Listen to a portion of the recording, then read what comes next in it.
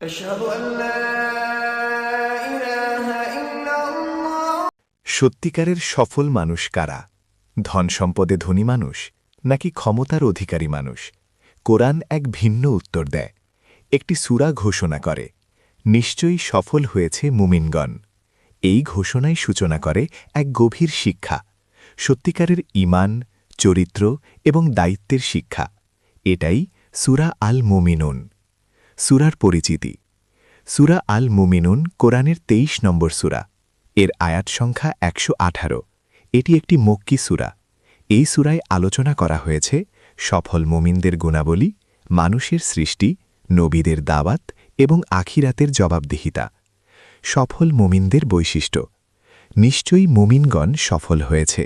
আয়াত ১। কিন্তু প্রশ্ন হল, কারা সেই সফল মুমিন?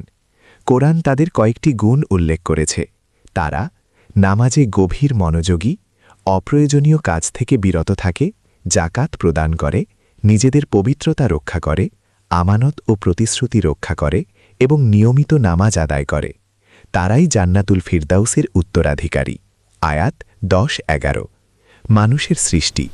আমি মানুষকে সৃষ্টি করেছি মাটির সারাংশ থেকে। আয়াত ১২। সূরা আল মুমিনুন মানুষকে তার নিজের সৃষ্টি সম্পর্কে ভাবতে আহ্বান করে। মানুষের সৃষ্টি হয়েছে ধাপে ধাপে, মাটি থেকে, তারপর নুতফা, তারপর জমাট রক্ত, তারপর মাংসপিণ্ড। এই আয়াতগুলো আমাদের স্মরণ করিয়ে দেয়, মানুষের শুরু ছিল অত্যন্ত সাধারণ, তাই অহংকারের কোনো স্থান নেই। নবীদের একই দাওয়াত।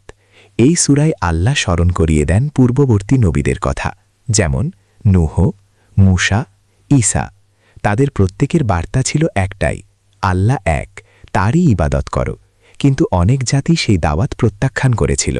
অহংকার ও ক্ষমতার মোহ তাদের সত্য থেকে দূরে সরিয়ে দিয়েছিল। কিয়ামতের দিন যখন সিংগায় ফু দেওয়া হবে, তখন কোনো আত্মীয়তার সম্পর্ক থাকবে না। আয়াত ১০১।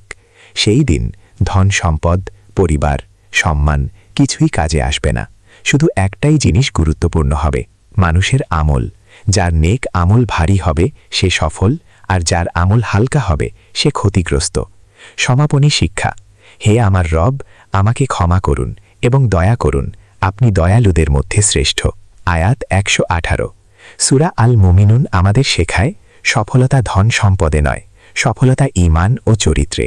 একজন সত্যিকারের মুমিন নম্র, দায়িত্বশীল এবং আল্লাহর প্রতি নিবেদিত। শেষ পর্যন্ত মানুষের সবচেয়ে বড় আশা আল্লাহর ক্ষমা ও রহমত। যদি এই কোরআনের বার্তা আপনাকে ভাবতে বাধ্য করে, তবে ভিডিওটি শেয়ার করুন, যেন আরও মানুষ জানতে পারে সূরা আল মুমিনুনের শিক্ষা।